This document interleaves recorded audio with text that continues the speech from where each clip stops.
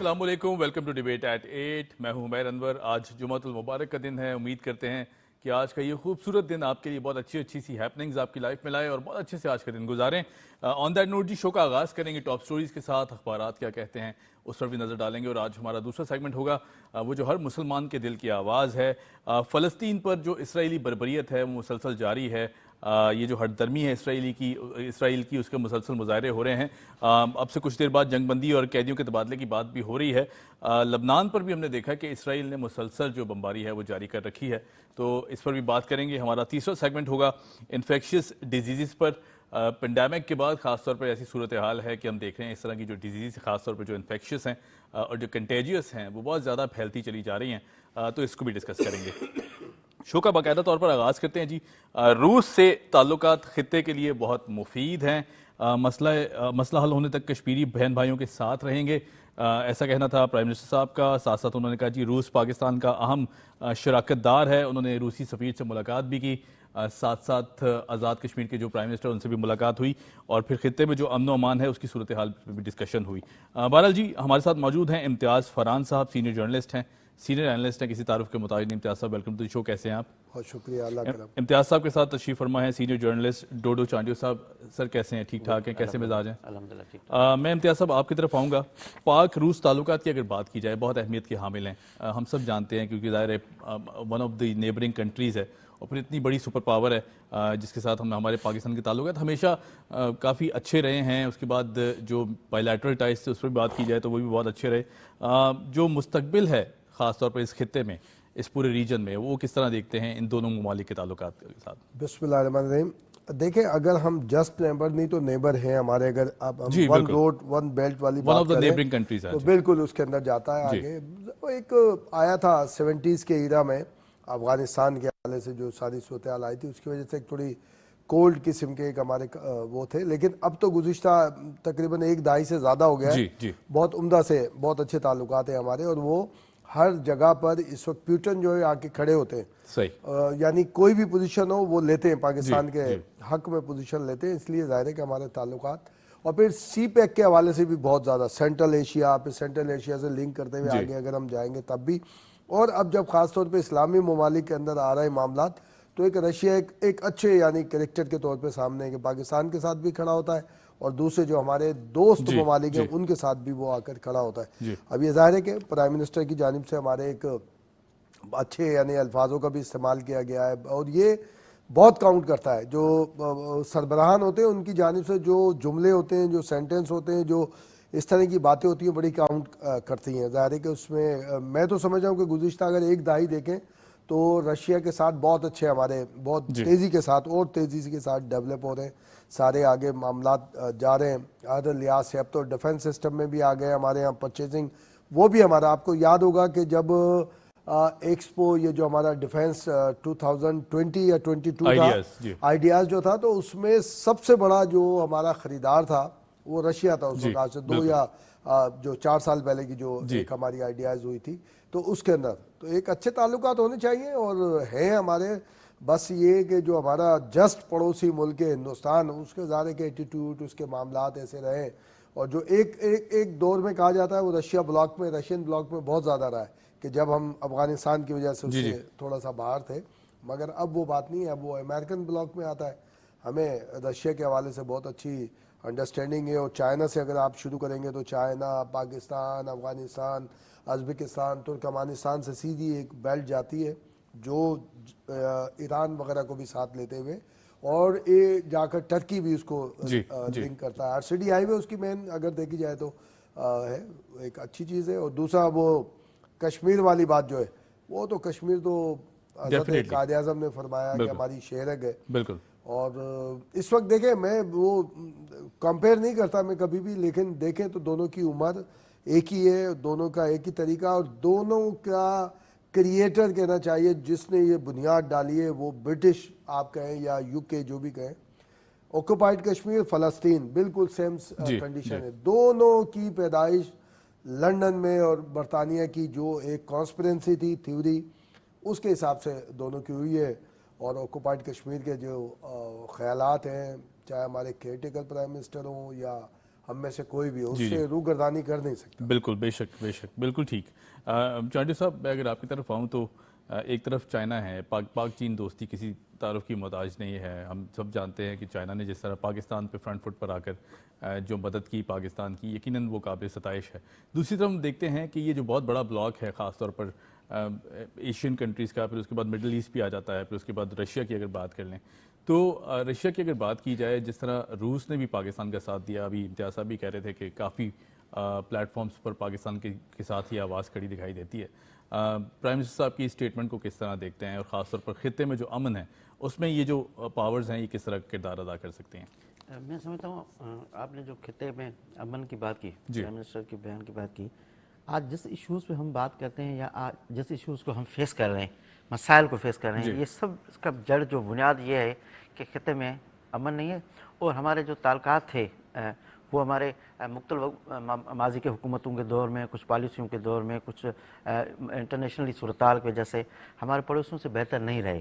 یعنی ہمیں جب گندم کی ضرورت پڑتی تھی تو ہم میکسیکو سے تو منگاتے تھے، مطلب امریکہ سے منگا رہے تھے، مگر پڑوس سے ہم جو چیز اس سے ایزی ہمیں پہنچ سکتی تھی وہ ہم نہیں منگا سکتے تھے کیونکہ حالات صحیح نہیں تھے. اب جس طرح بہتر ہونے جا رہے ہیں، یہ جو ہتھیار ہیں جن کا ہم ذکر کرتے ہیں، امن امان کی صورتحال ہے، منشیات کی صورتحال ہے، ایلیگل جو امیگریشن کا پاکستان فیس کر رہا ہے اس وقت جس صورتحال میں گزر رہا ہے، یہ سب ایشوز اس یہ ہیں کہ ماضی میں ہم نے کچھ اچھے فیصلے نہیں کیے تھے.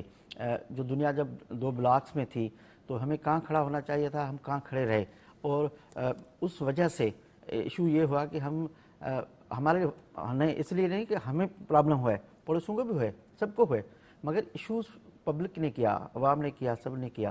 تو اگر اس طرح جو آج پرائم منسٹر صاحب کا یہ بیان جو ابھی اخبار میں ہم پڑھ بھی رہے ہیں، سنتے رہے ہیں، رشیا سے ہمارے تعلقات اگر بنتے ہیں تو میں سمجھتا ہوں رشیا سمیت یہ جو پڑوسی ہوتے ہیں ان سے تعلقات آپ کی ترقی پوری، آپ کی سیاسی معاشی زندگی آپ اس پہ پالیسی پہ کرتے ہیں. آپ یورپ جاؤ تو یورپ کی کنٹریز کے جتنے ممالک ہیں ان کے پڑوسیوں سے کوئی تعلقہ نہیں ہے، آپ ان کی ایزی ایکسس کر کے آپ جاؤ ایک کنٹری سے ایک ویزا پہ آپ یونائٹیڈ ہیں، 26-27 ممالک ہیں.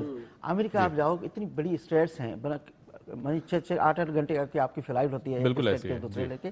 ان کے خود اپنے پڑوسیوں سے بھی بہت سارے تعلقات ہیں، کینیڈا سے، دوسرے ممالک سے.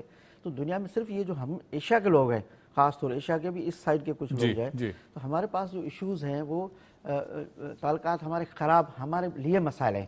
تو اگر اس طرح کی کوششیں ہو رہی ہیں اور جو پرائم منسٹر صاحب نے کہا تو یہ جنرلی امن امان کے لیے، جنرلی پبلک کی ترقی کے لیے، خود ممالک کی ترقی کے لیے. آپ لڑائی سے فارغ ہو گئے تو آپ ترقی پہ سوچو گے. آپ کا اگر ایک دوسرے کے چاہے گرابان ہو اور آپ کے تعلقات جو ہے تو آپ کیا ہیلتھ پہ، ایڈوکیشن پہ، آپ اپنے بچوں کے مستقبل پہ، آئی ٹی پہ آپ کیا سوچو گے. اس لیے میں سمجھتا ہوں کہ اگر یہ چیزیں ہو رہی ہیں جو ہونی چاہیے، ہماری ایک خواہش رہی ہے، ہمیں بڑا ڈسکس رہا ہے پاکستان میں بڑے عرصے سے کہ اس خطے کا بڑا ایشو امن ہے، اور امن امان جو ہے وہ تعلقات سے ہوتا ہے، دوستی سے ہوتا ہے آپ کا. تو رشیا ایک بہت بڑا ظاہر اس ایریاز میں، جیسے آپ کا عرب بلاک ہے، اس طرح آپ کا چائنا ہے، اس طرح آپ کا رشیا ہے، اس طرح ہم جو ساؤتھ ایشیا میں بیٹھے ہیں بہت اہم کردار ادا کرتے ہیں. یہ 2-3 پیکٹ ہیں جن سے اگر ہمارے تعلقات اچھے ہو تو بڑے بلاک ایک ساتھ ہیں، چائنا سے شروع ہو تو پورا آپ کا جا رہا ہے. پوری اچھا دنیا کی سب سے زیادہ جو اچھی چیزیں ہیں وہ اس ایریاز میں. آپ ایگریکلچر دیکھو، آپ دنیا کے آئل دیکھو، آپ جو آپ کو اچھا ہی ہے جو وہ آپ کو یہاں ملتی ہے. آپ کو امریکہ میں آپ کو اس خطے کی آپ کو چیز ملے گی، چائنا کی بنی ہوئی ملے گی، اس ایریا کی ملے گی، آپ کو عام پاکستان کے ملیں گے. یہ چیزیں ہیں، بالکل ٹھیک ہے، پوائنٹ ویل ٹیکن. اچھا امتیاز صاحب، ایک اور اہم سٹوری ہے جو میں ڈسکس کرنا چاہوں گا. ذاتی مقاصد کے لیے مایوسی پیدا کرنے والوں کو عوامی حمایت سے شکست دی جائے گی. آرمی چیف صاحب کا ایسا کہنا تھا. انہوں نے جو فارمیشن آف کمانڈرز کانفرنس تھی اس میں ایڈریس کرتے ہوئے کل ایک بہت اہم جو ایشو ہے اس پہ بھی ایڈریس کیا. کیا سمجھتے ہیں؟ کیونکہ ظاہر ہے جس طرح ہم نے دیکھا کہ علماء کرام سے بھی ملاقات ہوئی، اور اس کے بعد اس سے پہلے بزنس کمیونٹی سے ملاقات ہوئی، اور پھر اس کے بعد دیگر جو آرمی چیف صاحب کی کاوشیں ہیں، ان سب کاوشوں کو کس طرح دیکھتے ہیں؟ پاکستان موونگ فارورڈ، ماشاءاللہ اب اچھی خبریں آنا شروع ہو رہی ہیں. دیکھیں ابھی 2 دن پہلے بھی ایک ڈیبیٹ میں تھے تو SIFC جو چل رہا ہے، جس کو ظاہر ہے کہ جس کا حصہ ہے ہمارے آرمی چیف صاحب بھی، اور اس میں اکنامکل بڑا یعنی بوم کے لیے اور ریولوشن کے لیے کام ہو رہا ہے.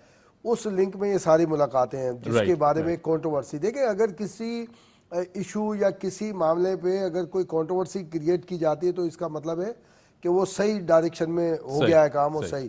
جیسے علماء اکرام سے ملاقات کا تھا تو اس میں ایک نئی تھیوری لائی گئی، نئے یعنی کمپین چلائی گئی اس کے اگینسٹ چلانے کی. اور یہ ناقدین ایسے ہیں فیکٹرز جو کہ ملک میں نہیں چاہتے کہ بہتری آئے. ناقدین ہونے چاہیے، ناقدین اچھے ہوتے ہیں، لیکن یہ ناقدین نہیں ہیں، یہ اپنے بھی دشمن ہیں، ہمارے ریاست کے تو ہیں، لیکن یہ اپنے بھی دشمن ہیں، ذاتی بھی اپنے دشمن ہیں جو اس طرح کے نئی نئی چیزیں نکال کر لاتے ہیں. تو ظاہر ہے کہ دیکھیں چلیں یہ ہم اس تھیوری کو مانتے ہیں کہ آرمی چیف ظاہر ہے کہ فرنٹ لائن پر ہونا چاہیے ساری چیزیں، لیکن فرنٹ لائن اندر بھی ہے، پاکستان کے اندر بھی فرنٹ لائن ہے، اور اس وقت ایک بہت ضرورت تھی. اب آپ دیکھیں گزشتہ 3-4 مہینے میں یہ ڈالر اور یہ جو ذخیرہ اندوز ان کے خلاف جب ڈنڈا استعمال کیا گیا ساری چیزیں کام ہوئی. تو اب اس وقت یعنی ٹوگیدر ہیں، یعنی اب اس کو کیئر ٹیکر میں تو نہیں کہتا، گورنمنٹ ہوتی ہے، آپ اس کو جیسے بھی آپ لیں، اور جو ہمارے یہ مسلح افواج کہہ لیں اور دوسرے جو ہمارے اکنامک سیکٹر ہیں وہ اب ایک سارے ڈائریکشن میں آ رہے ہیں. اب SIFC پہ خاص طور پہ اگر آپ دیکھیں تو اس کا یہ پورا ایک سبجیکٹ ہے اکنامی. اب لا اینڈ آرڈر کے حوالے سے یا پیس کے حوالے سے ہمارے علماء کرام تھے، ان کے ساتھ ملاقات ہوئی، اور انشاءاللہ 8 فروری کو الیکشن ہونے جا رہے ہیں اور پیسفلی الیکشن ہوں گے. اس کے بعد جو بھی ٹرانزیکشن ہوگی تو ہم ایک سمجھتے ہیں کہ کانکریٹ قسم کی جو ڈیموکریسی ہے اس کو اگین ہم اس پاتھ کے اوپر آ جائیں گے اور آگے بڑھے گا. اور پاکستان کے لیے ویل وشر ہونا ضروری نہیں ہے، اس کی پریکٹس میں ہونا ضروری ہے. تو پریکٹس کے اندر ہے اس وقت جو ابھی ہم پہلے کیئرٹیکر صاحب کی بات کر رہے تھے، پرائم منسٹر کی، اب ظاہر ہے کہ ہمارے آرمی چیف ہیں جو ملاقاتیں وغیرہ ہوئی ہیں. تو اس کا مطلب ہے دشمن کو لگی ہو نا تو آپ سمجھ لیں صحیح ڈائریکشن ہے، بالکل صحیح جا رہا ہے اس کا. بالکل ٹھیک، رائٹ جی. چانڈی صاحب، جیسے امتیاز صاحب نے کہا کہ جتنی بھی ملاقاتیں ہوئیں آرمی چیف صاحب کی بہت اہم ملاقاتیں رہیں، کیونکہ ظاہر ہے جو ملکی حالات تھے، خاص طور پر معاشی چیلنجز میں سے پاکستان گزر رہا تھا، یہ بہت مفید ثابت ہوئی ہیں اس پوری سچویشن میں. اب ان ساری ملاقاتوں میں اگر دیکھیں تو تمام شرکاء نے امید اور استحکام کی بات کی کہ ہمیں نظر آ رہا ہے، دکھائی دے رہا ہے کہ ملک کے حالات الحمدللہ بہت بہتر ہوتے جا رہے ہیں. کیا کہیں گے اس حوالے سے؟ میں سمجھتا ہوں کہ یہ ملاقاتیں یہ بیریئر نہیں بیچ میں ہونی چاہیے. اور لوگ سوچتے ہیں کہ پرائم منسٹر سے ملاقات کب ہوگی، مشکل کام ہے، لیکن بالکل اس کے برعکس ہے. آرمی چیف سے اور ملاقات مشکل ہوگی، ظاہر ہے کہ سیکیورٹی کے سارے ایشوز ہیں، بہت سارے ایشوز ہوتے ہیں.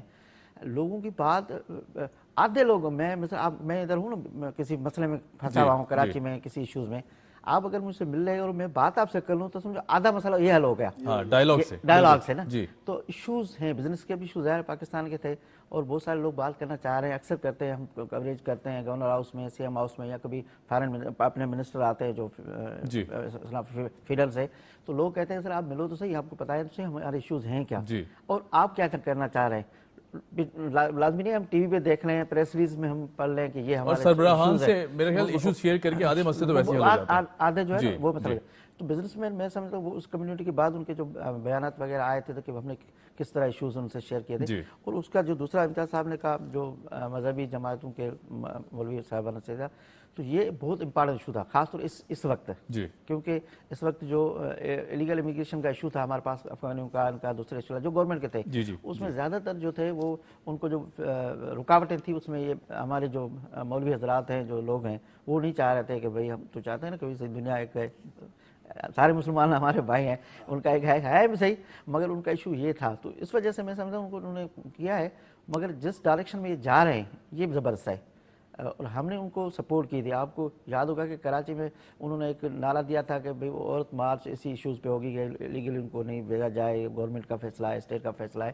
ہم نے کہا تھا کہ نہیں، ساری دنیا میں قانون ہے، آپ کسی ملک میں نہیں رہ سکتے، آپ ویزا پہ رہ سکتے ہو، آپ کے پاس ہو، یا ان کو رجسٹر آپ کر کے جو ان کا اسپیس ہیں اس میں آپ رکھیں. تو اس حساب سے امن امان کے حوالے سے، کیونکہ بہت سارے مدارس ہیں جس میں ان کے وہ بچے پڑھتے ہیں، ان کے یا لوگ ادھر رہتے ہیں یا انہوں نے پناہ لی ہوئی تھی، یہ سارے ایشوز ڈسکس ہوئے تھے میڈیا میں آئے تھے. صحیح، بالکل ٹھیک ہے جی، point well taken. Important meeting تھی، میں سمجھتا ہوں کہ اس طرح کی ہونے چاہیے. رائٹ، میں ذرا ایک جلدی سے کوئکلی دوسری خبر بھی ڈسکس کر لوں تاکہ ٹائم تھوڑا کم ہے. امتیاز صاحب، برکس بلاک میں شمولیت کے لیے درخواست دے دی پاکستان فارن آفس سے آئی ہے. مجھے تو بڑی خوشی ہوئی ہے سن کے، کیونکہ ایک بڑا بلاک ہے، نئی ایک الگ کرنسی ایجاد کی گئی تھی برکس، آپ کو یاد ہی ہوگا، اور بہت اہمیت کا حامل اس لیے بھی کیونکہ ظاہر ہے اگر ہم ڈالر کی شیڈو سے نکلنا بھی چاہتے ہیں یا اس چیز سے باہر بھی آنا چاہتے ہیں تو میرے خیال بڑا، اگر نہ بھی نکلنا چاہے تو مستحکم ہو سکتی ہے. بالکل، سپورٹ بہت زیادہ ہو سکتی ہے. دیکھیں اپلیکیشن کا مطلب یہ ہوتا ہے کہ کہیں نہ کہیں کوئی ہوپ ہے یا کہا گیا ہے کہ بھئی آپ اپلائی تو کریں. میں سمجھتا ہوں کہ اپلائی بندہ کرتا جب ایلیجیبل ہوتا ہے اور ایبلٹی ہوتی ہے اور پھر وہاں سے کہیں نہ کہیں کوئی آسرا ہوتا ہے. یہ بڑا ایک اچھی بات ہے. میں تو سمجھتا ہوں برکس سمیت ہمیں تمام جو دیکھیں جو اب اس کو کوٹ ان کوٹ اگر کہ نواز شریف نے کہا جی ہم G20 کے اندر ہوتے سارے ہوتے تو ایروز تو ادھر جاتے ہیں, اس طرف جاتے ہیں. پاکستان کی جو ایکٹیویٹی تھی گزشتہ اگر 7-8 سال میں دیکھیں گے تو پرابلم آئی ہے کافی ساری, لیکن ظاہر ہے کہ پاکستان ایک بہت اچھی اکنامی کے ساتھ گرو کر رہا تھا, رہ گیا, ابھی بہت مسائل سامنے آ گئے.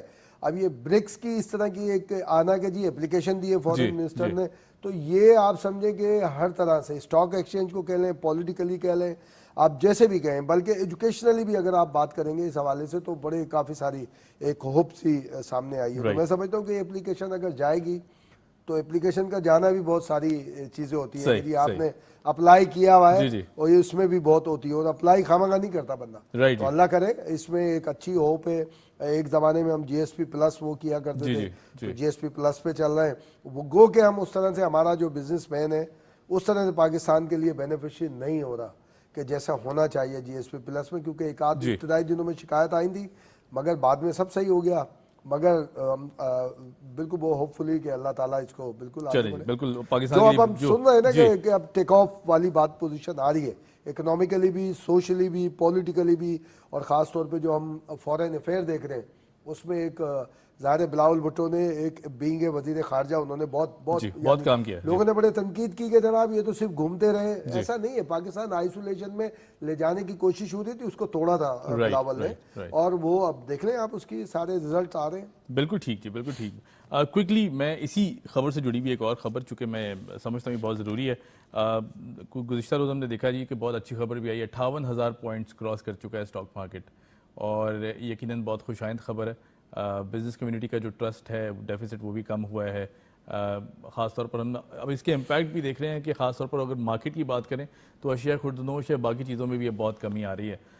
یہ جو اچھی خبریں آ رہی ہیں اس کو آئندہ چند ماہ میں کس طرح دیکھتے ہیں, کیونکہ ظاہر الیکشن آنے والے ہیں اور اس کے بعد پھر ہم ایک اور نئے ٹریک پہ پاکستان چل پڑے گا. بالکل سب چیزیں جو تعلق رکھتے ہیں وہ ہوتی ہے سیاسی استحکام سے. اگر امن امان بہتر ہے, پولیٹیکلی تو کوئی بڑا ایشوز پاکستان میں نہیں ہے, تو اسٹاک ایکسچینج آپ دیکھو گروتھ کرتا ہے, اس کی پوائنٹس, اور اکانومی جو ہے آپ کی وہ بھی بہتر کرتی ہے. تو یہ جو فیبرری آ رہی ہے میں سمجھتا ہوں کہ ہمارا لیے ایک بہت ٹرن پوائنٹ ہوگی, بہت امپارٹنٹ کہ ہم کس کو سلیکٹ کرتے ہیں, اور یہ جو اچھی پالیسیاں ہیں یا جو ہم آگے جانا چاہتے ہیں اس کو کون لے کے جانا چاہتا ہے کون. تو یہ 8 فیبروری ہے یقیناً الیکشن ہوگی, اور میں سمجھتا ہوں یہ بہت انتہائی امپارٹنٹ ہوگی. اور ہم سب کی ذمہ داری میرے خیال سے کہ اپنا جو رائٹ ٹو ووٹ ہے اس کو پورا کریں, گھروں میں نہ بیٹھے رہیں, پھر اس کے بعد شکایت نہ کریں, اگر گھر میں بیٹھنا تو پھر شکایت. تو جو ہے یہ ڈیبیٹ 8 میں بیٹھ کے 8 فروری کی بات کر رہے ہیں. صحیح, بالکل جی, رائٹ جی, رائٹ. تو بہت امپارٹنٹ چیز ہوتی ہے. دوسری جو پہلے آپ کی امتیاز صاحب سے بات ہو رہی تھی, میں سمجھتا ہوں یہ اپلیکیشن فوری طور قبول ہونی چاہیے اگر ہم نے کسی ممبرشپ کی دی ہے, تو آپ کو دنیا کے ساتھ چلنا ہے. بالکل ایسے. اور آپ کو یاد ہوگا OIC جب بھٹو صاحب نے کی تھی, بھٹو صاحب کے دور میں جو اسلامی سربراہی کانفرنس لاہور میں ہوئی تھی, تو ہوا تھا کہ پوری اسلامی دنیا کے ایک کرنسی ہوگی, کیا ہوگی, مثال ٹرن پوائنٹ تھی.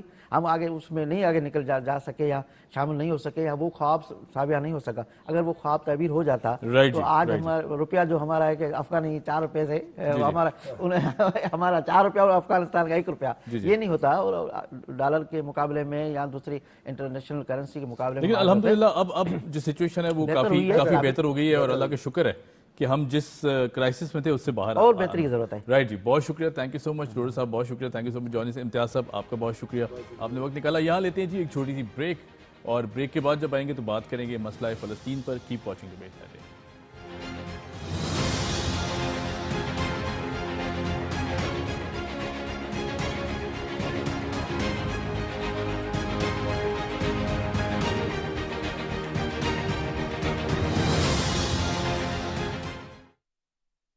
قرآن کریم کی اگر کہیں بھی توہین کی جاتی ہے, کسی بھی اعتبار سے توہین کی جاتی ہے, تو اس توہین کا جواب دینے کا بہترین طریقہ یہ ہے کہ آپ قرآن سے اپنا رشتہ مضبوط کر لیں. اگر قرآن کی تلاوت نہیں کرتے تو قرآن کی تلاوت کو اپنے معمولات کا حصہ بنائیے. اگر تلاوت کرتے ہیں تو اس کو ترجمے اور تفسیر سے بنا کر اپنی زندگی کا ترجمے سے اور تفسیر سے سیکھ کر اپنی زندگی کا حصہ بنانے کی کوشش کیجئے، جہاں اس سے آپ عظمت قرآن کو بیان کر رہے ہوں گے، جہاں اس سے آپ دنیا کو یہ بتا رہے ہوں گے کہ اگر کوئی قرآن کریم کی معاذ اللہ چند اوراق کو شہید کر کے یہ سمجھتا ہے کہ اس کی عظمت کو نیچا کر رہا ہے تو امت مسلمہ تو اس کے ساتھ جڑتی چلی جا رہی ہے، وہاں پر یہ آپ کی بھی دنیا و آخرت کے لیے بہتر ہوگا۔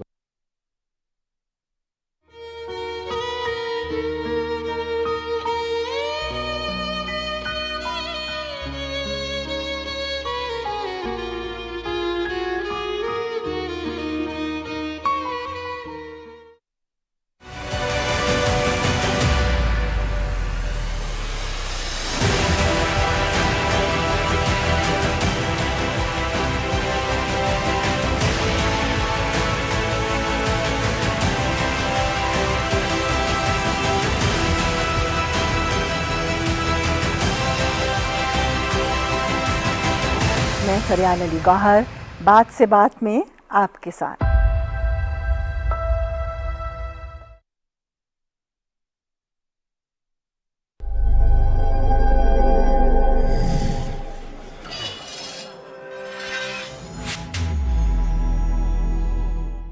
توانائی بچائیں، معیشت بچائیں، انرجی بچائیں۔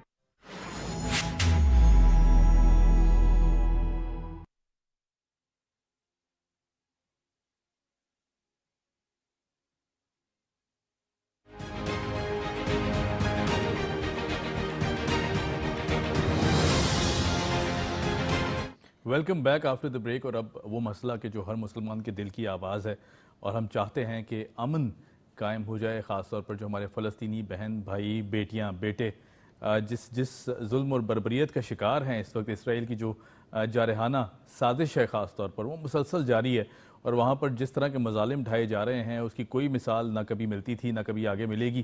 ہم دیکھ رہے ہیں کہ جس طرح کی مسلسل ہاسپٹلز نہیں چھوڑے گئے، سکولز نہیں چھوڑے گئے، اس کے بعد گھروں کو تو تباہ کر ہی دیا گیا تھا، پھر اس کے بعد جن ہسپتالوں میں زخمی لائے جا رہے تھے وہاں مسلسل بمباری کی گئی ہے، جو والدین تھے اپنے بچوں کو اپنے ہاتھوں سے دفنا رہے ہیں۔ یقیناً ایک بہت بری کیفیت سامنے آئی ہے، بہت ایک عجیب قسم کی کیفیت ہے کہ دل جو ہے وہ رونے کو آ جاتا ہے۔ اب موجودہ جو سچویشن ہے اس میں کہا جا رہا ہے جی کہ جنگ بندی، وہ بھی اب سے کچھ دیر بعد امکانات ہیں کہ 4 دن کی جنگ بندی ہے، لیکن اس کے بعد بھی ہم دیکھتے ہیں کہ اسرائیل کی جو ہٹ درمی ہے مسلسل جاری ہے، اور ان کے وزیر دفاع کا کہنا ہے کہ 4 دن بعد ہم اور بڑے پیمانے پر اٹیک کریں گے۔ یقیناً ڈرایا بھی جا رہا ہے، معصوم جانوں کو پریشان کیا جا رہا ہے، انہیں ذہنی کیفیت میں جہاں کہ ان کو آئسولیٹ کر دیا گیا ہے، نہ وہاں کھانا ہے نہ پینا ہے، نہ کوئی ایسی کیفیت ہے کہ جس طرح امداد کی کوئی صورتحال ہے۔ یقین مانے یہ بولنا بھی بڑا مشکل ہو رہا ہے کہ دل جو ہے وہ پریشان ہو جاتا ہے۔ اس کو مزید ڈسکس کر لیتے ہیں جی، وہاں کیا سچویشن ہے، کیا کیفیت ہے اور کیا کردار ہے پوری دنیا کا اس ساری سچویشن میں۔ صابر ابو مریم صاحب ہیں، کسی تعارف کے مطابق نہیں، جنرل سیکرٹری ہیں پیلسٹائن فاؤنڈیشن کے۔ صابر بھائی آپ نے وقت نکالا، thank you so much.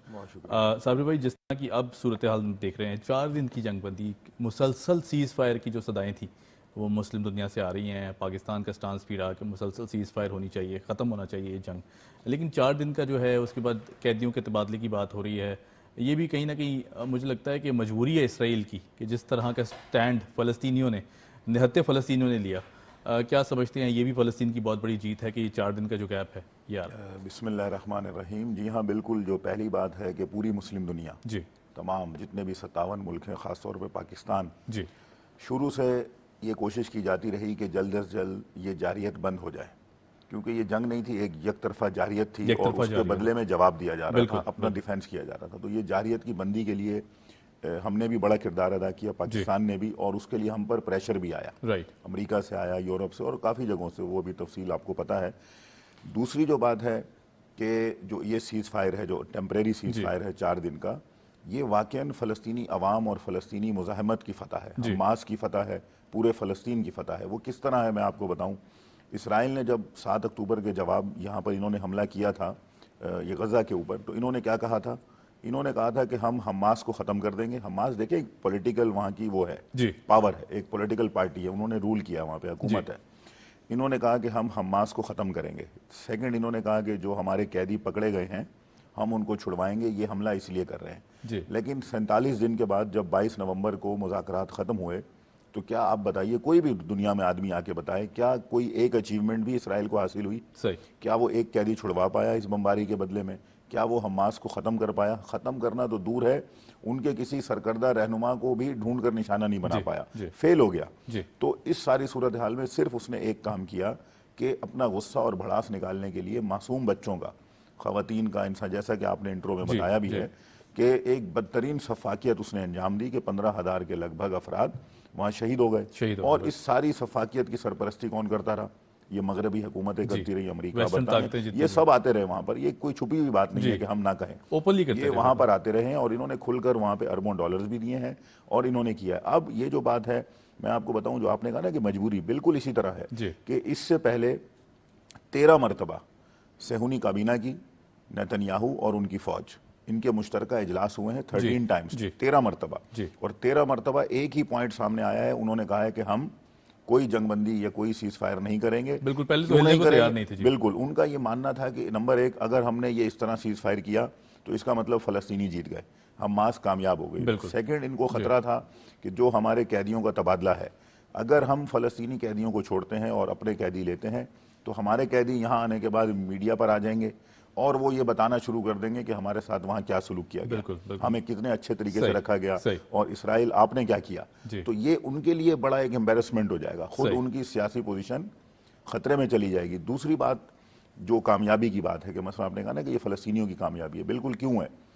Hamas نے پہلے دن سے کہا کہ ہم نے 7 اکتوبر کی کارروائی طوفان الاقصی آپریشن اس لیے کیا ہے کہ ہم اسرائیل کی جیلوں میں اپنے موجود 6,000 قیدیوں کو چھڑوانا چاہتے ہیں۔ تو اس کا نتیجہ کیا نکلا ہے آج؟ جو آج ابھی 2 گھنٹے بعد، ابھی ہم جب بات کر رہے ہیں 1.5 گھنٹے بعد تقریباً سیز فائر کا ٹائم شروع ہونے جا رہا ہے 7 بجے کے وہاں کے ٹائم سے، اور آج ہی وہاں کے ٹائم 4 بجے، یعنی پاکستانی 7 بج رہے ہوں گے، وہاں 4، پہلا قیدیوں کا تبادلہ ہوگا 4 بجے۔ تو اس تبادلے میں ایک صہیونی شہری کے بدلے میں 3 فلسطینی قیدی چھوٹیں گے، تو یہ 50 کے بدلے میں 150 چھوٹیں گے۔ اس کا مطلب کہ حماس نے جو بات کی تھی کہ ہم اپنے قیدیوں کو چھڑوائیں گے، اس طرح یہ سمجھا جائے کہ پھر یہ کامیاب ہو گئے کہ انہوں نے تبادلے کو یقینی بنایا۔ اور ایک اور بات آپ کے جو ہمارے قارئین، جو سامعین سن رہے ہیں، کہ جو بھی معاہدہ ہوا ہے قطر ایجپٹ کی جو ثالثی ہے درمیان میں ان کے ہوتے ہوئے، حماس اور فلسطینیوں کی شرائط کے اوپر ہوا ہے۔ اس میں اسرائیل کو اس لیے بھی شکست ہوئی ہے کہ ان کی کوئی اس طرح کی بات نہیں مانی گئی جو وہ منوانا چاہتے تھے، اور اسی اپنی اس کو ختم کرنے کے لیے جو ان کے اندر ایک شرمندگی ہے یا ان کے اندر ایک احساس ندامت ہے یا شکست ہے، اسی کو ختم کرنے کے لیے ابھی ان کے جو وزیر دفاع ہیں وہ یہ دھمکیاں دے رہے ہیں کہ ہم اس سے بڑا حملہ کریں گے۔ اس سے بڑا حملہ اور کیا کریں گے؟ 15,000 لوگ آپ نے 47 دن میں قتل کر چکے ہیں۔ اچھا 15,000 کر چکے تو کیا یہ بھاگ گئے وہاں سے سارے فلسطینی؟ وہ تو بیٹھے ہوئے ہیں، وہ کہتے ہیں کہ اس سے 10 گنا زیادہ ابھی تیار ہیں شہید ہونے کے لیے، قتل ہونے کے لیے تیار ہیں، لیکن اپنے وطن کو نہیں چھوڑ سکتے۔ تو یہ واقعاً آپ کی بات درست ہے کہ آپ کا جو تجزیہ آپ نے پیش کیا ہے، میں اس کی تائید کرتا ہوں کہ یہ فلسطینیوں کی کامیابی ہے، اسرائیل واقعاً مجبور ہو گیا ہے۔ اب ضرورت یہی ہے کہ جس طرح مسلم دنیا فلسطینیوں کی حمایت میں جو کچھ بھی کرتی رہی ہے اس میں مزید تھوڑی سی طاقت شامل کرے اور مزید کرے، یہ وقت ہے۔ رائٹ، بالکل ٹھیک، پوائنٹ ویل ٹیکن۔ اچھا میں اگر بات کروں جن ویسٹرن ممالک کا آپ نے ذکر کیا، وہاں بھی بہت بڑی تعداد میں جو عوام ہے خاص طور پر وہ باہر نکلی بھی ہے سڑکوں پر، وہ سیز فائر چاہتی ہے، پروٹیسٹ ہونے ہیں بہت بڑے پیمانے پر، دیکھا جا رہا ہے کہ وہاں سے آوازیں آ رہی ہیں۔ ان حکومتوں کو اب خیال نہیں آتا کہ جو ہیومن رائٹس کی بات کی جاتی ہے، عوام کی بات کی جاتی ہے، اب اپنی عوام کی بھی نہیں سن رہے، حالانکہ جب رائٹس کی بات کی جاتی ہے تو وہاں سب سے زیادہ تو عوام کے رائٹس ہیں، اب یہ ساری طاقتیں کیوں نہیں سن رہی؟ کیونکہ اندر سے صدائیں اٹھ رہی ہیں۔ یہ ایک بہت بڑی تبدیلی ہے جو 7 اکتوبر طوفان اقصی کی برکت سے آئی ہے کہ مثلا نہ صرف مسلمان اقوام بلکہ آپ دیکھیں کہ یورپ پورے کا پورا ویسٹ ہم سے زیادہ مظاہرے کیے انہوں نے، یہ ہمیں کہنا چاہیے کہ مسلمانوں سے زیادہ بڑے مظاہرے بہت بڑے مظاہرے اگر کسی نے کیے ہیں تو یہ ویسٹرن عوام ہیں جو نہیں معلوم کون سے وہ مذہب کو فالو کرتے ہیں، لیکن انہوں نے انسانیت کے ناطے یہ کام کیا ہے۔ ہم ان کے عوام کو ہمیشہ اس بات پر خراج تحسین پیش کرتے ہیں، اور یہ جو ان کی حکومتیں ہیں، پہلے ہم یہ کہتے تھے کہ جو مسلم دنیا کی حکومتیں ہیں وہ ایک طرف ہیں اور عوام ایک طرف ہیں، لیکن اب ہمیں نظر آتا ہے کہ پوری دنیا کے عوام ایک طرف ہیں اور حکومتیں دوسری طرف ہیں۔ تو اب یہ جو مغربی حکومتیں یہ واقعاً پریشر میں آ گئی ہیں، کیونکہ امریکہ بھی پہلے دن سے نہیں چاہتا تھا، برطانیہ بھی نہیں چاہتا تھا کہ یہ سیز فائر ہو، لیکن جو عوامی دباؤ ہے اس عوامی دباؤ نے ان کو مجبور کیا ہے، خاص طور پر یہ سوشل میڈیا نے جس پر یہ کیمپین چلی ہیں وہاں پر انٹرنیشنلی, اور انہوں نے ان حکومتوں کو یہ مجبور کر دیا, نہ صرف اسرائیل مجبور ہوا ہے بلکہ یہ حکومتیں مجبور ہوئی ہیں. اور میں نے لاسٹ آپ کے پروگرام میں یہ بھی کہا تھا کہ خود ان دنوں میں جنگ کے درمیان میں جب 20واں-25واں دن چل رہے تھے, امریکہ اور اسرائیل کے مابین تنازعات شروع ہو گئے تھے. کیوں ہو گئے تھے؟ کیونکہ نیو یارک میں بڑے بڑے مظاہرے شروع ہو گئے تھے حکومت کے خلاف. تو یہ بالآخر ان کو دباؤ ہے, لیکن ظاہری طور پر اگر وہ کھل کر ابھی اس طرح نہیں کرے, لیکن اندر سے ان کو پریشر ہے, اور وہ ٹیلی فون کالز پر انہوں نے نیتن یاہو کے ساتھ اس پریشر کو ڈسکس کیا ہے, اور اس کو کہیں نہ کہیں کنسیڈر کیا جا رہا ہے. اور خود اس کو دیکھیں آپ, کینیڈا کے جو وزیر اعظم ہیں ٹروڈو, ان کے ساتھ کیا ہوا ہے جب وہ ریسٹورنٹ میں گئے اپنی فیملی کے ساتھ تو ان کو عوامی دباؤ کا سامنا ہوا. اگلے ہی دن ان کو کہنا پڑا, نیکسٹ ڈے ان کو یہ مجبوری میں کہنا پڑا کہ اسرائیل کو چاہیے جارحیت بند کر دے, بچوں کا قتل عام بند کر دے, ورنہ اس سے پہلے انہوں نے 40 دن کی جنگ میں کبھی نہیں کہا تھا کہ اسرائیل جارحیت بند کرے.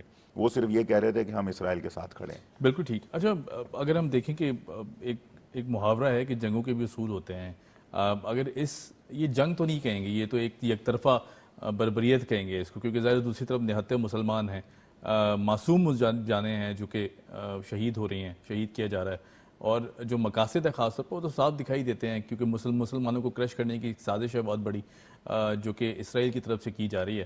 اگر بات کی جائے اسرائیلی بہن بھائیوں کے حوصلے کی, کتنے بلند ہیں؟ فلسطینی بہن بھائی, فلسطینی بہن بھائی کی معذرت چاہتا ہوں فلسطینی بہن بھائیوں کے حوصلے کی تو کتنے بلند ہیں, اور کس طرح دیکھتے ہیں اس پوری سچویشن میں جس طرح فلسطینی بہن بھائیوں نے جو کردار ادا کیا ہے, خاص طور پر جب اپنے بچے اپنی آنکھوں کے سامنے جا رہے ہوں, اپنی والدین اپنی آنکھوں کے سامنے جا رہے ہوں. بہت مشکل صورتحال ہے یہ تو. بالکل, یہ دو باتیں ہیں. پہلی بات بہت امپورٹنٹ ہے کہ جو مسلمانوں کے ساتھ پوری دنیا میں ہو رہا ہے اس میں کوئی شک نہیں ہے. دیکھیے, فلسطین کے اندر ہم ہیں, کشمیر کے اندر ہم ہیں, دنیا میں اور بھی جو سازشیں ہیں وہ ہمارے خلاف ہیں, اور ہمیں ان چیزوں سے سبق سیکھنا چاہیے. ہمیں دنیا کے مختلف حالات سے, شام کے اندر انہوں نے جو کچھ کیا مسلمانوں کے ساتھ, جو ہمارے ساتھ انہوں نے کرنے کی کوشش کی, عراق کو انہوں نے توڑنے کی کوشش کی, لبنان پر کیا جا رہا ہے, یہ سارے یہ ہمارے سامنے ہو رہا ہے, آج کی دنیا میں ہو رہا ہے. تو اس کا کیا ہونا چاہیے؟ اس کا طریقہ یہ ہے کہ مسلم دنیا کو اپنے اختلافات, اپنی چیزوں کو بالائے طاق رکھ کر متحد ہونا چاہیے. اگر ہم متحد نہیں ہوں گے تو یقین رکھیے کہ سب کی باری آئے گی, بچے گا کوئی نہیں. اگر آج فلسطین کا نمبر ہے تو کل کسی اور کا ہوگا, پرسوں ہمارا ہوگا, پھر کسی اور کا ہوگا. تو ہمیں یہ بہت اس وقت کی ضرورت ہے کہ تمام مسلم دنیا, عرب غیر عرب, جتنے بھی ہمارے مسلم حکمران ہیں, سب کو چاہیے اپنے اختلافات سیاسی اور دیگر سائڈ پر رکھیں, اور یہ وقت ہے متحد ہو جائیں. یہ اپورچونٹی ہے, اس اپورچونٹی سے فائدہ اٹھائیں. دوسری جو بات ہے جو آپ نے کی ہے کہ ہمارے فلسطینی بھائیوں نے جو محنت کی ہے, جدوجہد کی ہے, دیکھیے آپ کو ایک مثال سے سمجھاتا ہوں کہ ان 47 دنوں میں 15,000 افراد شہید ہو گئے, زیادہ ہی ہو گئے ہوں گے. میں نے پھر بھی صابر بھی چہروں پہ ایک اطمینان دیکھا ہے. جی بالکل, جتنی ویڈیوز آ رہی ہیں, کیونکہ ہم تو موجود نہیں ہیں وہاں پر اور نہ اس کیفیت کو محسوس کر سکتے ہیں, کیونکہ ظاہر ہے جو انٹینسٹی ہے وہاں پر, مظالم جس طرح اٹھائے جا رہے ہیں, میں نے پھر بھی چہروں پر بالکل دفناتے ہوئے بھی میں نے دیکھا کہ چہروں پر ایک عجیب سا اطمینان ہے. میں اس سے آگے کی بات کرنے جا رہا ہوں. مثلاً اگر یہ کہیں اور ہوتا, آپ سوچئے اگر یہ کسی اور خطے میں ہوتا تو عوام بھاگ کر اپنے گھر چھوڑ جاتے. بالکل. نمبر ایک, انہوں نے اپنے گھر نہیں چھوڑے, انہوں نے یہ فیصلہ کیا کہ ہم بمباری کا سامنا کریں گے. اور سب سے جو اہم بات ہے, اگر ایک بھی غزہ کا شہری, موبائل تو ہے نا, اگر اس کے پاس نہیں ہے تو صہیونیوں کے پاس تو ہے, 1-2 منٹ کا کلپ بھی بنا کر اگر وہ دے دیتا کہ بھئی ہم حماس سے تنگ ہیں, فلسطینیوں سے تنگ ہیں, ان کی وجہ سے ہم پر بمباری ہو رہی ہے, ہم مر گئے, ہم پس گئے, دب گئے, یہ اتنا سا بھی کہہ دیتا تو آپ یقین کریں کہ پورا سوشل میڈیا اس سے بھر جاتا. پوری دنیا کے ذرائع ابلاغ اسی پر کام کرتے اور کہتے کہ دیکھیے, لیکن توڑ نہیں پائے حوصلوں کو. ایک شخص ایسا نہیں نکلا. ان 45-47 دنوں کے اندر 15-16 ہزار افراد کی شہادت کے بعد, حتیٰ ان کا جذبہ یہ ہے, وہ کہتے ہیں 15,000, وہ کہتے ہیں 10 گنا اور ہم تیار ہیں, ہم 2 لاکھ شہید ہونے کو تیار ہیں, لیکن اپنے وطن کو, اپنی حمیت کو, اپنی عزت اور اپنی حرمت کو چھوڑنے کے لیے تیار نہیں ہے. تو یہ واقعاً ان کی بہت بڑی استقامت ہے اور پائیدار استقامت ہے, جس سے میں سمجھتا ہوں کہ ہمیں بھی سیکھنا چاہیے. ہم سب کو اس سے سیکھنا چاہیے. میں جاتے جاتے گورنمنٹ آف پاکستان کی کاوشوں کی بھی بات کر لیں. جس طرح پرائم منسٹر صاحب نے بڑا کلیئر سٹانس دیا ہر پلیٹ فارم پر. ابھی موجودہ صورتحال میں بھی جو ہم دیکھ رہے ہیں کہ خاص طور پر جو جس میں ہم نے برکس میں شمولیت اختیار کرنے کی باتیں بھی ہو رہی ہے, وہاں بھی اس پلیٹ فارم پر یہ بات کی گئی ہے فارن آفس کی طرف کہ جنگ بندی ہونی چاہیے, اور بڑا کلیئر سٹانس رہا پاکستان کا پہلے دن سے. کس طرح دیکھتے ہیں اس پوری سچویشن میں جو پاکستان کا کردار رہا؟ جی بالکل جناب، پاکستان کا کردار شروع میں تھوڑا سا ایک تھا لیکن بعد میں بہت زیادہ اچھا ہوا ہے اور اس کی تعریف بھی ہونی چاہیے. جہاں جہاں انہوں نے جس فورم پر ہماری حکومت کے جو افراد ہیں، عہدیدار ہیں، انہوں نے اس اسٹانس کو لیا ہے، اس کی ہمیں تحسین کرنی چاہیے. اور ساتھ ساتھ ایک نقطہ میں تجویز کے طور پہ بھی پیش کرنا چاہتا ہوں حکومتی اپنے عہدیداروں کے لیے کہ فلسطینیوں کا ایک بنیادی حق ہے right of return. Right of return کو بھی انٹرنیشنل فورمز پر یہ 1948 سے یونائٹڈ نیشن کے اندر یہ اسٹیبلش ہے، یہ یونائٹڈ نیشن کے اندر یہ موجود ہے. تو ہمیں تھوڑا سا اس کو ریکال کرنا چاہیے کیونکہ ہم ہی اگر یہ شروع کریں گے تو میرے خیال ہے باقی بھی ہمارا ساتھ دیں گے. ہم ایک ایسی پوزیشن میں ہیں کہ ہم سب کو ساتھ لے کر چل سکتے ہیں. مثلا سعودی عرب ہے، ایران ہے، ترکی ہے، ہم ان سب کو اپنے ساتھ لے کر چل سکتے ہیں. ہمارا سب کے ساتھ ایک وہ رشتہ ہے، برادرانہ رشتہ ہے. تو لہذا ہم یہ رول اگر پلے کریں اور اس کے اندر مزید اپنی کاوشیں جاری رکھیں. تین امدادی کھیپ جا چکی ہیں، یہ بہت اچھا کام ہے، اس کی تعریف کرتے ہیں اور امید کرتے ہیں کہ انشاءاللہ یہ سلسلہ حکومت اسی طرح جاری رکھے گی اور ہمیں امید ہے کہ انشاءاللہ یہ جاری رہے گا. اور آخر میں یہ بھی حکومت سے کہتا ہوں کہ اگر عوام کی ضرورت ہے، آپ ہمیں کہیں، آپ وہاں سے جو ہے نا وہ حکم جاری کریں، آپ کہیں عوام سے کہ بھائی عوام اس میں تعاون کرے. ہم 2 وقت کے کھانے سے 1 وقت کا کھانا چھوڑ دیں گے، روزانہ ہم وہ حصہ اپنے فلسطینی بھائیوں کو دیں گے، ہم اس میں آپ کا ساتھ دیں گے. بالکل ٹھیک. صابر بھائی بہت شکریہ، thank you so much for joining us. Sabir Abu Maryam صاحب ہمارے ساتھ موجود تھے. اور یقیناً ہر پاکستانی، ہر مسلمان کا دل یہ چاہتا ہے کہ جو فلسطین ہے وہ ایک ایسا نئی آزادی کا سورج دیکھے. اور بہت جلد انشاءاللہ جو جتنی بھی کاوشیں ہیں، خاص طور پر دنیا بھر میں جو مسلم بلاگ جس طرح کی کاوشیں کر رہا ہے، جس طرح کے سٹیپس لیے جا رہے ہیں، امید کرتے ہیں جی کہ بہت جلد یہ جو آزادی کا سورج ہے یہ فلسطین میں طلوع ہوگا انشاءاللہ. آن دیٹ نوٹ یہاں لیتے ہیں ایک چھوٹی سی بریک کے بعد جب آئیں گے تو بات کریں گے انفیکشیس ڈیزیز پر، خاص طور پر بہت زیادہ بڑھتی بھی جا رہی ہیں. Keep watching debate at 8.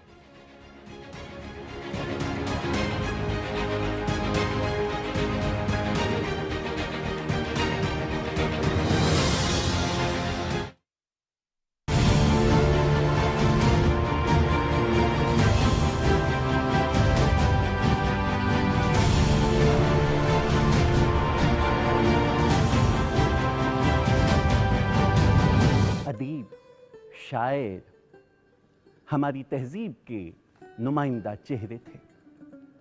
So Pakistan tele vision کے دالان کی کھڑکی انہی کے آنگنوں میں کھل گئی. ان آنگنوں میں کھیلنے والے بچوں نے اپنے اپنے دالانوں سے جو مٹی اٹھائی تھی اس میں اسی کا خمیر تھا اور وہ پاکستان ٹیلی ویژن کی اسکرین سے بولتا ہے. مجھے یوں لگتا ہے کہ میرے والد کی جو قداور شخصیت اور ان کا جو کام ہے اس کے مقابلے میں نے کچھ نہیں کیا. ایک اور طرح سے میں سمجھتی ہوں کہ میرے والد بھی تھوڑے میرے پر پراؤڈ ہوں گے، وہ یہ کہ میں بھی اپنا کام آنیسٹی سے ہی کرنا چاہتی ہوں اور یہی میں نے اپنے بچوں کو بھی سکھایا. تمہارا نقطۂ نظر درست ہے تو ہو مگر ابھی تو میں جوان ہوں، ابھی تو میں جوان ہوں، ابھی تو میں جوان ہوں.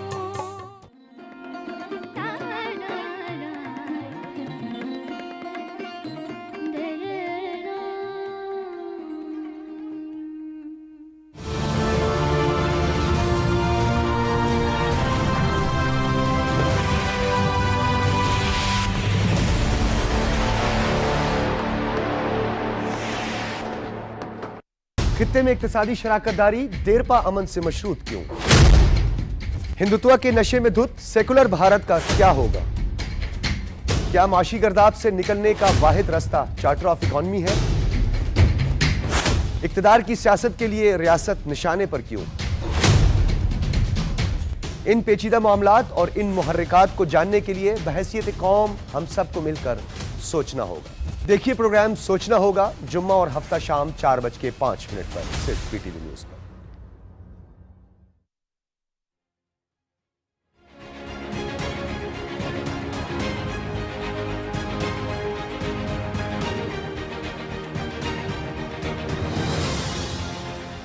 Welcome back after the break. آپ دیکھ رہے ہیں پروگرام ڈیبیٹ ایٹ 8. میں ہوں عمیر انور. اور اب بات کر لیتے ہیں جس طرح ہم نے بریک سے پہلے اناؤنس کیا تھا کہ انفیکشیس ڈیزیز خاص طور پر ہم دیکھتے ہیں کہ اب چونکہ پینڈیمک کے بعد جو سچویشن پیدا ہوئی ہے اس میں بہت سی بیماریاں ایسی ہیں کہ جو اس سے جڑی بھی ہیں، خاص طور پر چاہے بخار ہو، کسی زمانے میں کہا جاتا تھا جی بخار آتا ہے 3-4 دن رہتا ہے چلا جاتا ہے، اب تو ایک لمبا سٹے کر جاتا ہے آپ کی باڈی کے اندر، پھر اس کے بعد کس طرح ان چیزوں سے لڑا جائے. خاص طور پر جو انفلوئنزا ہے یہ بھی بہت زیادہ بڑا چیلنج بنتا جا رہا ہے، اس سے بھی بہت سی کمپلیکیشنز پیدا ہوتی جا رہی ہیں. تو یہ جو بیماریاں خاص طور پر کنٹیجیس بھی ہیں، پھر انفیکشیس ڈیزیزز میں کس طرح کی کون سی بیماریاں آج کل زیادہ سوسائٹی میں پینیٹریٹ کر رہی ہیں، اس پر بات کر لیتے ہیں. ہمارے ساتھ موجود ہیں ڈاکٹر شوبھا لکشمی ہیں، ایکسپرٹ انفیکشیس ڈیزیز ہیں. ڈاکٹر صاحبہ کیسے ہیں آپ؟ ڈاکٹر صاحبہ خاص طور پر بات کی جائے اگر پینڈیمک کے بعد کی سچویشن، تو کہیں نہ کہیں ایسا نہیں لگتا کہ ہر بیماری اب جو پیدا ہو رہی ہے، چاہے وہ وائرل ہو یا پھر کوئی بھی ایسا انفیکشن ہو، وہ کہیں نہ کہیں اسی سے جڑا ہوا ہے اور ہم پراپرلی ریکور نہیں کر پائے ایز اے نیشن اگر پینڈیمک کی سچویشن کی بات کریں تو؟ دیکھیں کووڈ نے آپ کے امیون سسٹم کے ساتھ تو چھیڑ خانی کی آف کورس، اور ورلڈ وائڈ دیکھیں کہ ریسپائٹری ٹریکٹ انفیکشنز جو کہ جب کووڈ کے زمانے میں کووڈ کی وجہ سے لوگ ہینڈ ہائیجین اور سوشل ڈسٹینسنگ اور ماسک کا استعمال کرے تو انفیکشنز کا رسک کم تھا، اور جب سے لوگوں نے پریکاشنز کرنا چھوڑ دی ہیں ورلڈ وائڈ آپ دیکھیں کہ ریسپائٹری ٹریکٹ انفیکشنز جو ہے وہ بڑھ گئے ہیں. سو ہمارے یہاں بھی جب پینڈیمک تھا تو لوگوں نے یہ احتیاط کی تو اس سے آپ کے انفلوئنزا کا رسک ایکچولی ڈاؤن گیا. ہاں تو ہم نے جو ہے پینڈیمک کے بعد تو پھر جب دنیا نے سب کچھ چھوڑ دیا نا، ہم ڈر ختم ہو گیا نا، ہم نے ہینڈ ہائیجین جو ہم کہتے تھے کہ ہاتھوں کی صفائی کریں وہ چھوڑ دیا، سوشل ڈسٹینسنگ چھوڑ دی، ماسک پہننا چھوڑ دیا. اور سب سے بڑی بات پھر جو ویکسین پہ بھی لوگوں کا مختلف رائے تھی، کچھ کہتے ہیں کہ لگانی چاہیے، کچھ نہیں لگانی چاہیے، تو انفلوئنزا کی ویکسین کا بھی اپڈیٹ کم ہو گیا. سو یہ ساری جو ہم پریکاشنز کووڈ میں بتاتے تھے وہ ایکچولی آپ کو ہر وائرل انفیکشن کرنے کی ضرورت ہے سے پروٹیکٹ کریں گی. تو اسی لیے ریسپائٹری ٹریکٹ انفیکشنز اس ویدر میں آپ کے ویسے بھی وائرس کا جو سروائیول ٹائم ہے وہ ونٹرز میں بڑھ جاتا ہے، تو اسی لیے ہم ونٹرز میں زیادہ وائرل انفیکشن لیتے ہیں. تو وہ پریکاشنز کو ہم نے اپنی زندگی کا حصہ تو بنایا نہیں، چھوڑ دیا تو ہمارا امیون سسٹم جو ہے اب جو ہے اس کے اگینسٹ فائٹ نہیں کر سکتا اور ہمیں جو ہے وہ انفیکشن زیادہ آ رہے ہیں. بالکل ٹھیک. ڈاکٹر صاحب آج کل اگر بخار کی کیفیت کی بات کریں، عجیب و غریب قسم کے وائرل فیورز ہیں جو کہ معاشرے میں ہم سن رہے ہیں کہ اس وقت لوگ شکایت کرتے ہوئے دکھائی دیتے ہیں. کسی کو بہت زیادہ لوور بیک میں پین ہے یا پھر پوری باڈی میں پھیلتا ہوا یہ پین ہے، اور پھر یہ بخار اگر اتر بھی جائے تو یہ سمٹمز رہتے ہیں. پہلے بخار جو آتا تھا ہمیں پتہ ہوتا تھا کہ انفلوئنزا میں بھی خاص طور پر 5 سے 6 دن میں آپ مکمل ہیل ہو جائیں گے، لیکن اب ہم نے دیکھا کہ کچھ کیسز میں 19 دن 20 دن 22 دن بھی لگ جاتے ہیں، آپ ریکور نہیں کر پاتے اس میں. ایسا کیوں ہو رہا ہے ہمارے ساتھ؟ دیکھیے پوسٹ وائرل ایستھینیا ایک ٹرم ہے جسے ہم کہتے ہیں کہ وائرل انفیکشن کے بعد بھی جسم میں کمزوری اور ویکنس رہنا. ہاں تو یہ ایک نیچرل عمل ہے کہ آپ کی باڈی میں ویکنس اور جو کمزوری، اٹھ نہ سکنا، باڈی ایک سے وائرل انفیکشنز کی ایک سیکوئل ہی ہے، ہوتی ہے. لیکن اس کے لیے بھی اگر آپ کا امیون سسٹم اچھا ہے، آپ ڈائٹ اچھا کرتے ہیں، آپ اپنا جو ہے روٹین کی ایکٹیویٹی میں آ جاتے ہیں، ایکسرسائز کرتے ہیں، تو ود ان 2 to 3 weeks جو ہے یہ سمٹمز جو ہے وہ چلے جاتے ہیں. اور باقی جو میں نے پہلے بھی بات کی کہ ہائیجین جو ہماری ہے وہ بہت کمپرومائزڈ ہے، جس کی وجہ سے یہ انفیکشنز پھیلتے بھی زیادہ ہیں، لگتے بھی زیادہ ہیں. یہ سیزن ابھی ہم دیکھیں کہ ڈینگی بھی کافی آپ کے پاس کیسز آ رہے ہیں. تو ڈینگی کے کیسز عموماً جب آتے ہیں جب مچھر بہت زیادہ ہوتے ہیں، تو ہم ڈینگی، ملیریا، یہ انفلوئنزا، یہ سارے کیسز آپ آج کل اپنی کلینکس میں بہت زیادہ دیکھ رہے ہیں. سو اس سب کا ایک تعلق یہی ہے کہ آپ اپنی امیون سسٹم کو بہتر کریں، اپنی ڈائٹ اچھے کریں، اپنا ایکسرسائز اچھا کریں اور اپنی ہائیجین کو بہتر کریں. اور یہ جو پوسٹ وائرل ایستھینیا جو ہوتا ہے، جو کہ جسے ہم کہتے ہیں جو کہ وائرل انفیکشن کے بعد جو نقاہت اور جو کمزوری جو قسم کی ہوتی ہے، یہ یوزلی ایکسرسائز، گڈ ڈائٹ سے 2 سے 3 ہفتے میں بہتر ہو جاتی ہے. ٹھیک ہے، بالکل ٹھیک. ڈاکٹر صاحبہ اگر بات کی جائے جس طرح آپ نے ذکر کیا کہ چاہے وہ کوئی بھی کسی بھی قسم کا بخار ہو یا پھر انفلوئنزا ہو یا کوئی بھی ایسی کیفیت ہو، اب ہم دیکھتے ہیں کہ اس میں خاص طور پر سیلف میڈیکیشن کا عنصر بھی آ جاتا ہے. پبلک یہ نہیں دیکھتی، ڈائگنوز نہیں کرنا چاہتی مجھے کسی قسم کا بھی بخار ہے تو وہ ٹھیک ہو جائے گا. اس میں کہیں ڈینگی بھی ہو سکتا ہے، آپ کے پلیٹلیٹ کاؤنٹ بھی نیچے جا سکتے ہیں، آپ کو ملیریا بھی ہو سکتا ہے. ملیریا خود جان لیوا ڈیزیز ہے. کیا کہیں گی جو سیلف میڈیکیشن ہے گھروں میں ٹوٹکے لگا لینا پھر اس کے بعد، اور پھر وہ پرولونگ ہو جاتی ہے النس؟ بالکل. دیکھیں آپ نے بہت اچھی بات کی. سب سے بڑا جو ہمارا المیہ ہوتا ہے نا اینٹی بایوٹک کا یوز فوراً استعمال کر لیتے ہیں, فوراً استعمال کرتے ہیں. سو جو یہ موسمی بخار جو ہوتے ہیں یوزلی وائرل انفیکشنز ہوتے ہیں, تو اس میں اینٹی بایوٹک کا تو بالکل ہی کوئی رول نہیں ہے. اور اینٹی بایوٹکس اگر آپ لیں تو آپ کے جسم میں جو بیکٹیریا ہوتے ہیں وہ ان سے ریزسٹنٹ ہو جاتے ہیں, اس مینس کہ اگلی دفعہ جب آپ کو انفیکشن ہوگا تو اس پہ وہ اینٹی بایوٹک اثر نہیں کرتی. تو سب سے زیادہ تو اینٹی بایوٹک نہ لیں. اگر آپ کو بخار ہے اور آپ کو بہت زیادہ لائک جسم کے جیسے سانس کا مسئلہ ہو رہا ہے یا نزلہ زکام ہے یا تو یہ جو ہے یہ وائرل انفیکشنز ہیں, یہ خود بخود صحیح ہو جائیں گے. اس میں آپ نے جو ہے کوئی بھی دوا ڈاکٹر کے مشورے کے بغیر نہیں دینی. زیادہ سے زیادہ اگر آپ لینا چاہتے ہیں تو آپ بخار کے لیے پیراسیٹامول لے سکتے ہیں جو کہ سیف میڈیکیشن ہے اور جو بخار کو کم کر سکتی ہے. اس کے علاوہ باقی میڈیکیشنز کے لیے ضروری ہے, بہت ضروری ہے کہ آپ اپنے ڈاکٹر سے مشورہ لیں. اور ملیریا میں بھی اینٹی بایوٹک کا کوئی رول نہیں ہے. اکثر لوگوں کو میں نے دیکھا ہے کہ ان کو بخار ہوتا ہے اور وہ خود ہی اینٹی ملیریل بھی لے لیتے ہیں. تو یہ اگر آپ نے اس کو اپروپریٹلی انفیکشنز کو ٹریٹ نہیں کیا تو یہ جان لیوا بھی ثابت ہو سکتے ہیں. تو بہتر ہے کہ جو بھی دوا ہو وہ اپنے ڈاکٹر کے مشورے سے لے. اور سیلف میڈیکیشن میں صرف رول لوگوں کا نہیں ہے, ہماری فارمیسی کا بھی ہے. وہ وداؤٹ پرسکرپشن جو ہے وہ دوا دے دیتے ہیں. آپ کو جو گلی کا جو دکان والا ہے اس نے بھی اینٹی بایوٹکس اپنے پاس رکھے ہوئے ہوتے ہیں اور وہ لوگ اسی کے پاس چلے جاتے ہیں اور اس کے پاس آتے ہیں اور وہ اس کو خود ہی اپنی مرضی, اچھا تمہیں بخار ہے یہ دوا لے لو. تو یہ والی پریکٹسز کو ہمیں کنٹرول کرنا پڑے گا. رائٹ, بالکل ٹھیک ہے, بڑا زبردست پوائنٹ آپ نے بتایا. اچھا ڈاکٹر صاحبہ, چونکہ ٹائم کم ہے میں چاہتا ہوں کہ زیادہ سوال کر لیں. ویکسینیشن کا جو کردار ہے اس پورے عمل میں, خاص طور پر ہم نے دیکھا انفلوئنزا بھی ہے, پھر اس کے بعد کووڈ بھی رہا, پھر اس کے بعد اب ہم دیکھتے ہیں کہ بچوں میں خاص طور پر جو بیماریاں ہیں اس میں ویکسینیشن کا کردار کہاں سٹینڈ کرتا ہے, کہاں پورا رول ہمیں بتائیں کس طرح کرنا ہے. دیکھیں بچوں کے لیے تو آپ سے سب سے اچھا جو ہمارا EPI پروگرام ہے جو کہ ہے اس میں آپ کی میزلز کی بھی ویکسینیشن ہے, ڈفتیریا کا بھی پچھلے دنوں ہم نے آؤٹ بریک دیکھا جو کہ ایک ویکسین پریونٹیبل ڈیزیز ہے and which was very sad کہ چھوٹے چھوٹے بچے جن کی ڈیتھ ہو گئی بیکاز ڈفتیریا جو کہ پریونٹیبل. تو اپنے بچوں کے لیے تو لائک جو کہ EPI پروگرام میں ان کو ویکسینز ملتی ہیں لازمی ہر حال میں, کوئی بھی آپ کا امپورٹنٹ کام ہو, لیکن بالکل بھی نہیں. اور وہ لوگ جو کہ 60 سال سے زیادہ عمر کے ہیں, جن کو دل کا مرض ہے, جن کو جو ہیلتھ کیئر ورکرز ہیں یا جن کو کوئی سانس کی پہلے سے کوئی بیماری ہے, وہ اس ویدر میں پرٹیکولرلی اکتوبر نومبر میں انفلوئنزا کی ویکسین اویلیبل ہے وہ لگوا لیں. تو اس سے ایٹ لیسٹ وہ ایک ریسپیریٹری ٹریکٹ النس جس میں ہم نے اس دفعہ کافی سک پیشنٹس بھی دیکھے ہیں اس سے بچ سکتے ہیں. تو بالکل ویکسینیشن کا بہت رول ہے ان ڈیزیزز میں. اور میں تو آپ کے پروگرام کے توسط سے لوگوں کو کہوں گی کہ اپنے جو بھی بزرگ گھر میں ہیں, جو بھی جن کو کوئی ڈیزیز ہے, جو بھی ہیلتھ کیئر ورکرز ہے, وہ جا کے اور انفلوئنزا کی ویکسین تو لازمی لگوا لیں. ڈاکٹر صاحبہ بہت بڑا ٹاپک ہے, ہم چاہتے تھے اور ڈسکشن کریں لیکن فارمیٹ ہمارا اس طرح کا ہے کہ وقت کی قلت ہے. Thank you so much for joining us, بہت شکریہ آپ نے وقت نکالا. چونکہ ظاہر ہے بیماریاں اس سوسائٹی کا حصہ رہیں گی, آگے بھی رہیں گی, کیونکہ ظاہر ہے جس طرح انسان کی روٹین ہے, خاص طور پر ہماری جو روٹینز ہیں اس میں پھر ہم اپنی کیئر کر پاتے ہیں نہیں کر پاتے, یہ بھی ایک بہت بڑا سوالیہ نشان ہے.